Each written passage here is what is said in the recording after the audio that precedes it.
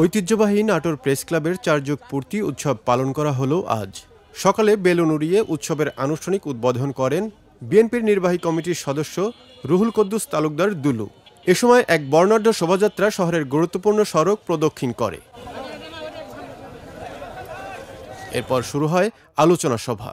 আলোচনা সভায় রুহুল কুদ্দুস তালুকদার দুলু বলেন, তার বর্ণাঢ্য রাজনৈতিক জীবনে সাংবাদিকদের ভূমিকা অগ্রগণ্য, যা শরীরের রক্ত দিয়েও শোধ করা যাবে না। আমি রুহুল কুদ্দুস তালুকদার দুলুর যে সম্মান, আজকে যে পরিচিতি, আজকে যে আমার ভাবমূর্তি, আজকে আমার এই অবস্থান, এই পুরো কৃতিত্ব নাটোরের সাংবাদিকদের। দেশের উন্নয়ন ও মানুষের কল্যাণ নিশ্চিত করতে হলে স্বাধীন গণমাধ্যম প্রয়োজন। স্বাধীন গণমাধ্যম দেশের গণতন্ত্র বিকাশে ভূমিকা রাখে, তাই সবার উচিত গণমাধ্যমের স্বাধীনতা নিশ্চিত করা। এ সময় অন্যান্যদের মাঝে বক্তব্য রাখেন নাটোর প্রেস ক্লাবের সভাপতি ফারাজি আহমেদ রফিক, সাধারণ সম্পাদক যমুনা টেলিভিশনের সিনিয়র করেসপন্ডেন্ট নাজমুল হাসান, সহসভাপতি শহীদুল হক সরকার, সাংবাদিক হালিম খান, মঞ্জুরুল হাসান, বৈষম্যবিরোধী ছাত্র আন্দোলনের নেতা ওবায়দুল্লাহ মিম সহ অনেকে।